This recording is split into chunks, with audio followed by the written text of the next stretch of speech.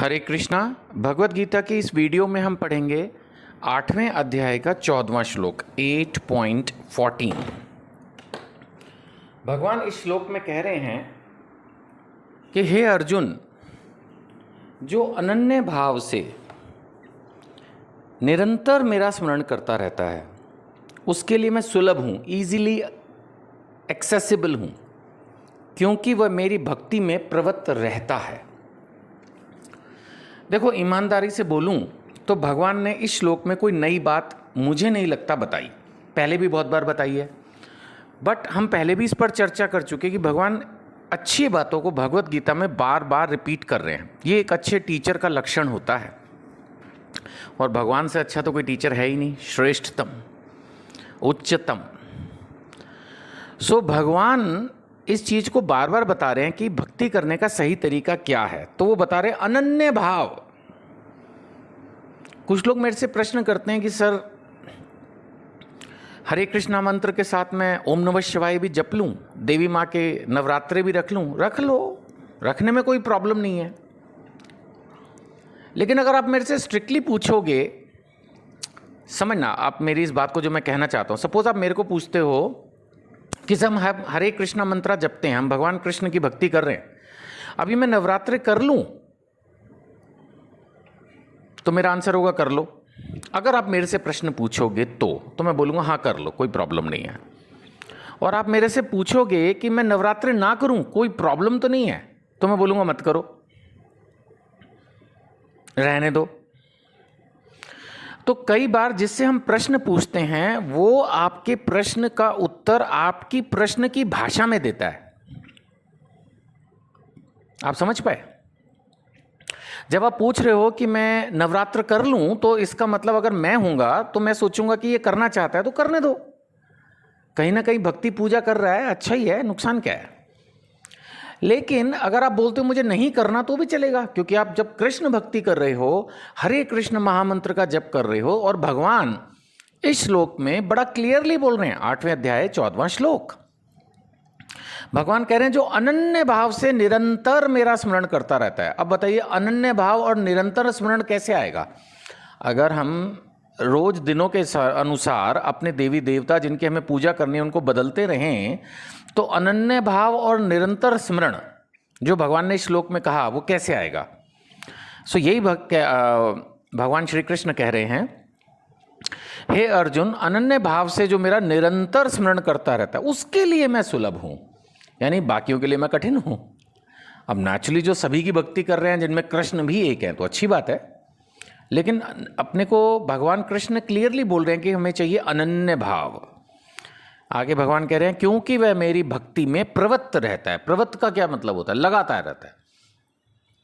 प्रवृत्त का मतलब भी तो यही हो गया ना, नियमित रूप से रोज दिन रात 24 घंटे 30 दिन 365 दिन लगा रहता है, यही तो है प्रवृत्त रहना।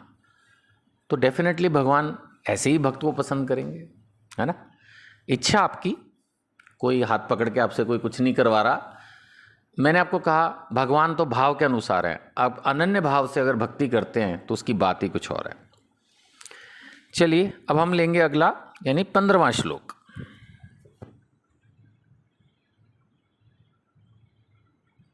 इस श्लोक में भगवान क्या कह रहे हैं? इस श्लोक में भगवान कह रहे हैं मुझे प्राप्त करके महापुरुष जो भक्ति योगी हैं, यानी जिन लोगों ने भक्ति की है, महापुरुष, महान आत्माएं, सुदुर्लभ। भगवान ने कहा था ना, महात्मा सुदुर्लभ। ऐसा महात्मा दुर्लभ है, विरला है जो मुझे जान पाता है। सो मुझे प्राप्त करके महापुरुष जो भक्ति योगी हैं कभी भी दुखों से पूर्ण इस अनित्य जगत में नहीं लौटते। दुखों से भरा है ये संसार, दुखालय है। ये शब्द बहुत बार हम यूज करते हैं संस्कृत में, मैं आपको पढ़ के दिखाता हूं भगवान ने इसके बारे में क्या कहा। ऊपर आप देखेंगे तो जो संधि विच्छेद है उसमें एक शब्द आया दुख आल्यम, दुखाल्यम, दुखाल्य। जैसे जहां पुस्तक होती है वो होता है पुस्तकालय, राइट। इसी तरह से जो दुख का संसार है वो है दुखाल्य, और भगवान इसको कह रहे हैं दुखाल्यम अशाश्वतम, अशाश्वत। क्षणिक। इस धरती में यही प्रॉब्लम है। सुख है, ऐसा नहीं है कि सुख नहीं है, बट क्षणिक है, थोड़ी देर में गायब। कई बार सब कुछ होते हुए भी मन उदास, समझ नहीं आएगा क्या हो रहा है, क्यों हो रहा है। ये इस धरती की प्रॉब्लम है। कोई व्यक्ति आपको बहुत अच्छा लगता है, लेकिन एक दिन अचानक आपसे ठीक से बिहेव नहीं करता, आपको समझ नहीं आएगा क्या हुआ, ना वो बताएगा, फोड़ लो अपना सर। सो यहां धरती की हर चीज, हर व्यक्ति, हर रिलेशन सुख देता है, लेकिन क्षणिक, वो फटाफट खत्म हो जाता है। इसीलिए भगवान ने कहा दुखाल्यम, तो बेसिकली रह फिर दुख जाता है। सो मुझे प्राप्त करके महापुरुष जो भक्ति योगी हैं कभी भी दुखों से पूर्ण इस टेम्परेरी जगत में, अनित्य जगत में नहीं लौटते। क्यों? क्योंकि उन्हें परम सिद्धि प्राप्त हो चुकी है। जब परम सिद्धि मिल गई, मोक्ष मिल गया, गोलोक वृंदावन मिल गया, वैकुंठ धाम मिल गया, फिर यहां के क्या करेंगे? वहां पर परमानेंट रिलेशन मिलते हैं, वहां पे कोई एक दूसरे से लड़ाइयां नहीं कर रहा है। सुख की दुनिया है। काल्पनिक लग सकती है जब तक भगवान पर श्रद्धा नहीं होगी। यही तो बात आई थी 4 अध्याय में भी। भगवान ने कहा जो शास्त्रों पर जो है संदेह करता है उसको सुख नहीं मिलेगा। क्योंकि वो उसको लगता है कि नहीं नहीं नहीं नहीं ये सब काल्पनिक बातें हैं, वो विश्वास ही नहीं कर पाता। उसको रील देखना टाइम का यूटिलाइजेशन लगता है, गप्पे मारना टाइम का यूटिलाइजेशन, टीवी सिनेमा सब टाइम का यूटिलाइजेशन। हरि नाम जप करना समय का वेस्ट। किसी को बोलो हरि नाम कर लो, उस समय में वो 40 मेरे को लेक्चर दे देगा कि इस इतने ये समय बचा के मैं ये सब कर सकता हूँ। कर ले भाई, मत कर, और क्या करूँ मैं। आपके हरिनाम करने से ऐसा, अब ऐसे मेरे को ना सोचना है ना बोलना है, लेकिन मेरे को तो कोई लाभ नहीं ना, मत करो।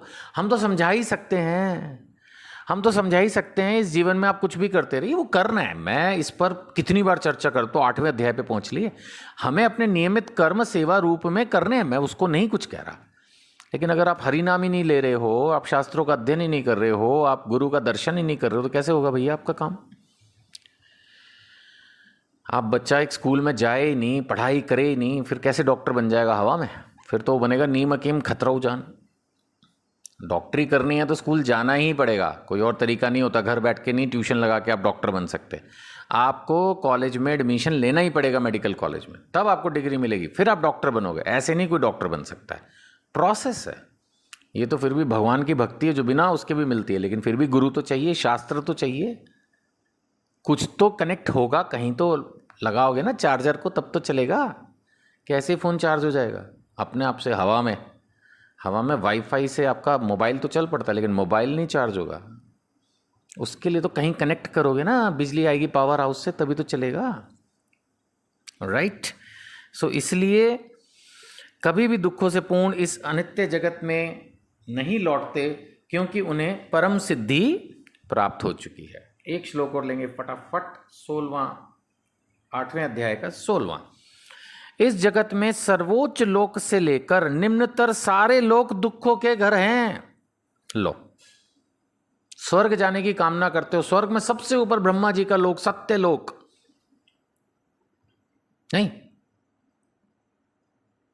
तो जितने भी लोक हैं, भुवर लोक, जनलोक, सत्यलोक, सारे लोक जितने भी हैं ऊपर तक हैं। 14 प्लैनेटरी सिस्टम है जिसमें धरती बीच में है। ऊपर के लोक, नीचे के लोक, मैंने पहले भी बताया था, इन्हीं को मिलाकर कंबाइंड 3 लोक बोल देते हैं कि स्वर्ग लोकास, धरती और नीचे के निम्न लोक, जिनको पाताल लोक या नरक लोकास बोल देते हैं। सब के सब दुख से भरे हैं, भगवान स्वयं कह रहे हैं। और वो बात अलग है, किसी को यहीं सुख मिल रहा है तो वो शायद बोलेगा मेरे को नहीं जाना। अब नहीं जाना तो भगवान को जबरदस्ती तो घसीटने आने से रहे।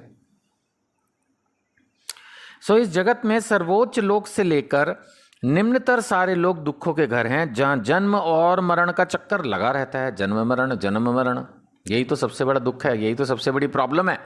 ABCD बार बार सीखो, और ये तो इस दुनिया में है ABCD।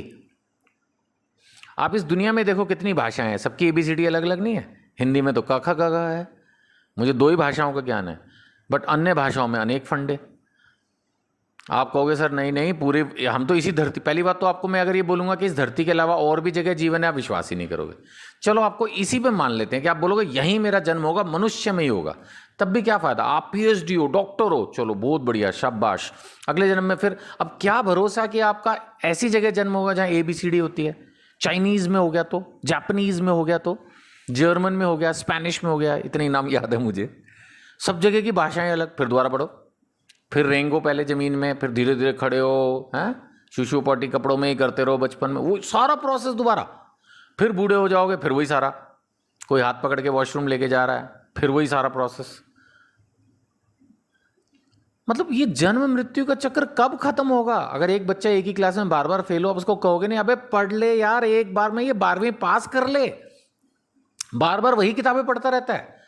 अगर एक बच्चा 2 बार 3 बार फेल हो जाए 12th में, तो आप उसको ऐसे ही बोलोगे ना। लेकिन हम खुद जन्म मृत्यु के चक्कर में फंसे हैं, फंसे हैं, फंसे हैं, फंसे और फंसे ही रहना चाहते हैं। मजे की बात। सो भगवान यही कह रहे हैं, इस जगत में सर्वोच्च जगत से लेकर निम्नतर सारे लोग दुखों के घर हैं, जहां जन्म और मृत्यु का चक्र लगा रहता है। किंतु हे पुत्र, हे कुंती पुत्र, जो मेरे धाम को प्राप्त कर लेता है फिर कभी जन्म नहीं लेता। ऑब्वियसली भगवान जी, आपके गोलोक धाम, वृंदावन, वैकुंठ लोकों में पहुंचकर तो वापस नहीं आना होता।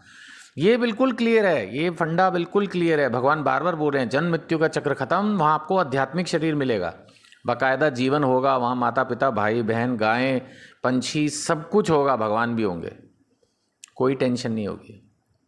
बट वहाँ जाने की इच्छा तो, कईयों को तो टेंशन की इच्छा रहती है, बिना टेंशन के उनका मन ही नहीं लगता, तो फिर ऐसे लोगों को भगवान नहीं बुलाएंगे।